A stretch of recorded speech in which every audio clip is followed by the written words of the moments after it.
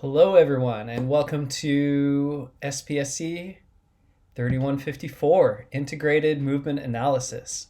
This is a really fun class for anyone that wants to get into the movement specialist profession. So physio, kinesiology, training, all of it really will heavily apply. And even if you're not, I think there's a lot of lessons that can be taken from here. So a lot of valuable skills that will be practiced for real world work.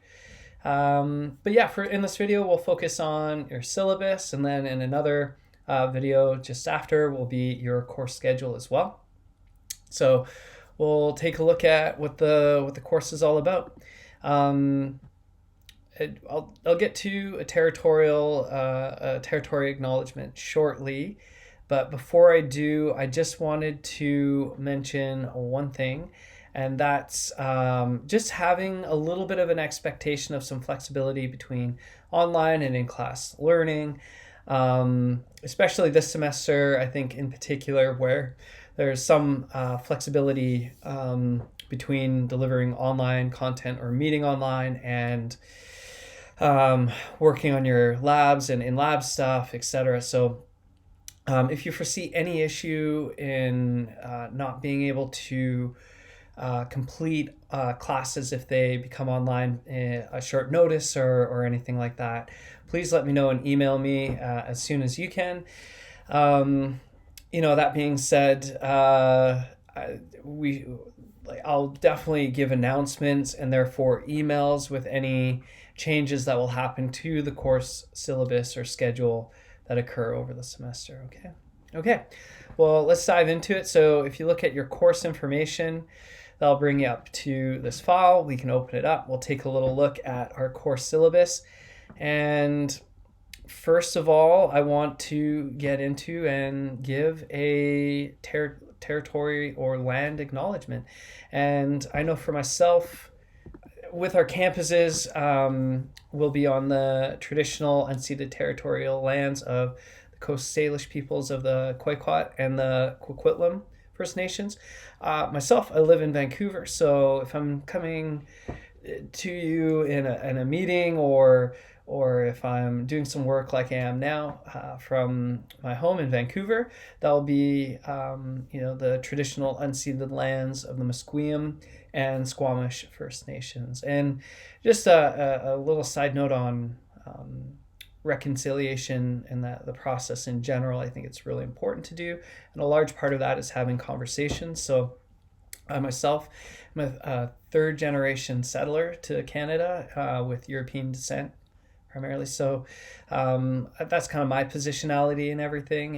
And from the conversations and people that I've spoken to, really the reconciliation process is just that, having conversations, listening, and trying to build a future together, a strong future. So if you ever want to ask questions and curious as far as what resources you might be able to seek out, and I really do encourage you to do that and learn more about our First Nations people and the land that you live on. I'm always happy to have those conversations. So shifting back to the course now. So integrated movement analysis, it's a really fun course because we get to take a lot of assumptions and knowledge that many of you have just through sport and physical activity that you've done in your lifetime and put it under a research lens. And ultimately, this course sets you up, the whole course from the start of the semester to the end is really about one large project. And so if you approach this class as if you're performing a research study on a certain movement and are trying to develop a manual on how to assess and coach a certain movement, you're going to set yourself up fairly well. And if you're able to choose that early on, what that skill is going to be, and you can do this individually or with a partner, you're going to be able to carry that work all the way through and be a bit more efficient within your semester's work. So, and hopefully end up with a really great product that you're really proud of. So that's kind of the course description as a whole and the direction of the course. If you want to look at a bit more details here, you can. But the main project that we're working on is the QMD, or Qualitative Movement Diagnosis. So outcomes are largely in and around this, but ultimately we want you to be able to look at a movement and put it through the rigors of evidence-based practice and be able to coach and guide and take what might seem like intuitive knowledge and apply it scientifically. So that's going to explore a lot of different realms of kinesiology and sports science, and it's going to be pretty fun. We get to practice class to class, a lot of observation and qualitative assessments. So that's a fun aspect of the course. As far as textbooks, there is one, and while I provide you with all the information you need to have in your lecture notes, and all the lecture notes will be put online for you. Some of the concepts might be fleshed out a little bit better in the textbook than in the notes, but I really am quite detailed in my lecture content for you for that reason, so that those of you that elect not to purchase the textbook, you'll have most of your information there in the lecture slides. But that being said, so it's a great resource for you as you're going through your QMD model. Okay, technology in class, I love it. It's part of the world. I'm a bit of a futurist, so I really love the use of technology, and as long as it supports learning, that's great. So while you're in class, just out of respect for the students around you, I'm going to ask that you just keep whatever's on your screens or phones or whatever to what course material is. If you feel the need to scroll, take a mental break, take a phone call, whatever, just please leave the room briefly and give yourself a bit of give yourself some time that way, just out of respect and consideration for the students around you. Again, they might be friends, might not say anything, but I'm saying it for everyone, on everyone's behalf. So it's really, really important for me that the learning, that the classroom is somewhere that everyone is comfortable, feels safe, and isn't having their learning impinged on or impeded on. Okay, and that flows kind of into college policies. This being an upper level class, I hope that we don't need to revisit this very much, but ultimately at the end of the day, if you're being considerate of those around you, the learning environment, myself, it's none of this is going to be an issue.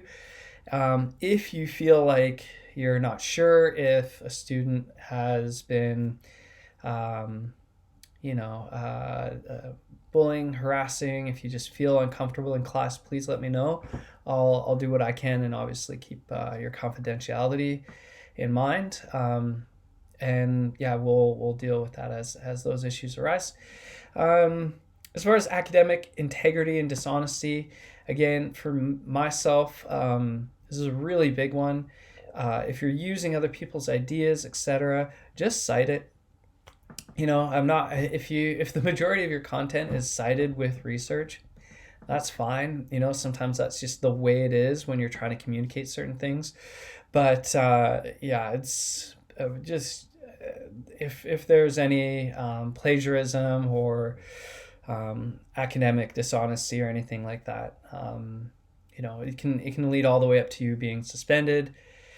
If suspension happens, you may or may not know this, but when you go to apply to other universities, essentially, if you're expelled from somewhere, on the admissions at that university, you have to say, I was expelled or kicked out of my last school, and they'll obviously ask why, and it could weigh pretty heavily on your future prospects there. So just keep that in mind if you're questioning whether to go down that route or not. Ultimately, I feel if students are ever in that situation, they feel pressured to do so for some sort of stress or reason or something like that going on in their lives other than wanting to cheat. So if you ever really feel you're getting too pressured for something, send me an email and let's have a discussion, and hopefully you'll be able to make better choices there. Yeah. College resources, hopefully if you've needed some, by now you know what they are and where to find them, but if not, accessibility services is a great way or a great place to turn to if you are feeling like there's impediments or barriers to your learning. They're a great place to provide those resources for you. The Learning Center is great if you need some support with your studies. Maybe, for example, like writing. This is a pretty written heavy course at times. So if you're wanting to improve on your writing and grammar, you can always ask me, and we can have a little discussion about that, and I can give you some tips and insights. But if you want some more general advice and direction outside of that as well, it's always great to have multiple inputs. Peer-reviewed is always good. Learning Center is a great place for that. Excuse me. Hopefully we see more and more Doug Life stuff happening around campus, but we'll see. And that's your extracurriculars. I'm always a strong advocate for enjoying any extracurricular activities you can in and around the campus and campus life. That was a huge aspect of my university experience, so I hope you keep engaging in those when and where you can. Douglas College Library, a great resource, especially if you're having questions about citations. I've posted a resource for you under course information, but I'm really, really big on APA citation formatting, academic rigor as far as finding good peer-reviewed articles. So if you feel like you need some more help and resources with that, that's a great place to go. Okay, course policies about this course. So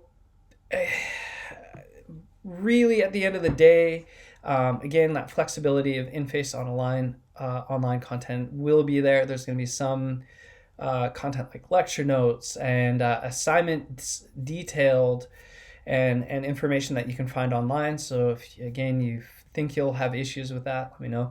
Everything will be submitted online as well. That includes your labs as well as the assignments required for this course. So again, be familiar with that capacity and able to do that now, early in the semester. Okay.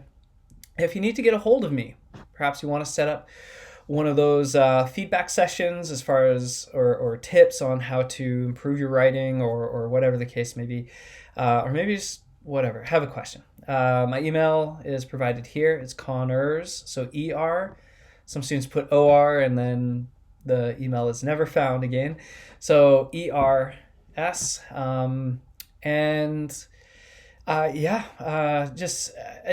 try to keep the emails as best you can in a professional manner. It's not a text message, so it's good practice to just have that little bit of extra level to your emails.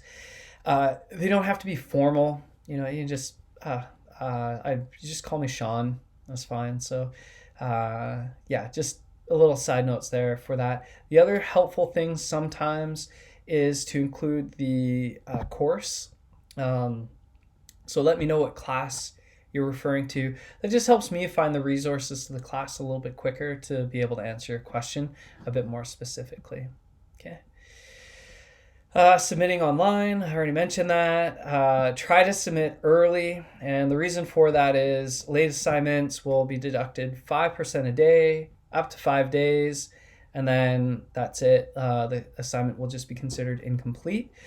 If you foresee issues because of health or whatever, let me know ahead of time. Before things are due, before assignments or whatever, reach out, email me, talk to me after class, or whatever it is, and we'll see if we can find something that we can adjust and make work for you. Along those lines, if you're sick this semester, just do not come into class. Just don't even worry about it. Things are going to be posted online. Hopefully your partner will be, if you're working with a partner or a lab group, they'll be at class and in school. They can fill you in on details and let you know what work you got to catch up on, if any. yeah, it's just really, really crucial for me that yeah, you take the time you need to get better, as well as obviously being considerate of everyone else in class. Okay.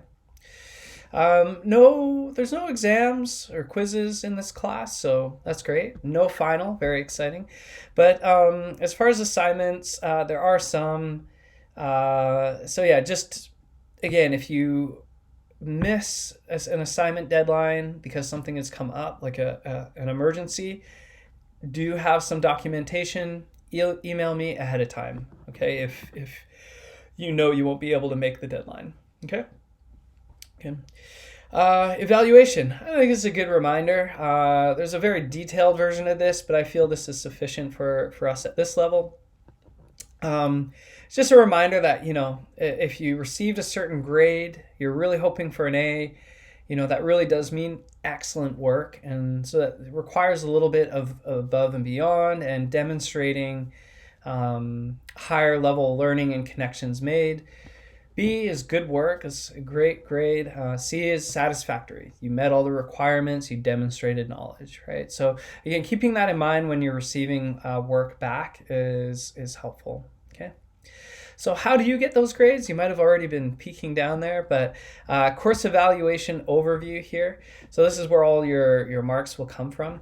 Again, you can see a large part of the course is actually from the 3 labs that you do with your lab facilitator. And they're all about 13%. So that'll probably get rounded up to about 40% potentially at the end of the semester. But as far as what you can consider it as, it'll be 13% each. Okay. The assignment is 10%. So that'll be 11%. That makes up the 1% there. I'll make a change and update this. So we have a qualitative research assignment or a journal, and I'll give more details about that later on, probably within next week's class or so, fairly early on. And then also a lit review summary. Both of these are meant to set you up to have priorly completed some work that goes towards your final project of the QMD, okay, and bringing that all together. So this is like legwork that you're getting marks for, that in order to be successful in the project, you would need to do or should do anyway. So that's what these assignments are for. Okay, so 11% there, and I'll change that, the 6 and the 5. Then you have your QMD project. We'll look at the timeline for this when we get to the schedule part, but there's 4 sections that will be handed in, each worth 10%. And again, each part of the QMD sets everyone up for success for the next component. And I've really tried to take some time to time out the ebb and flow of everything across the semester. Okay. And then last but not least, we have a presentation on your QMD where you get to share with your peers all the work that you've done and put into the semester, and probably teach them something about the movement or skill that you've been working on, and you can learn from them. So it's a really fun way to end the semester. Okay. Here's some general details about the assignments, but again, like I said, each one you'll get more and more details with a better guide as you go along. Okay, great.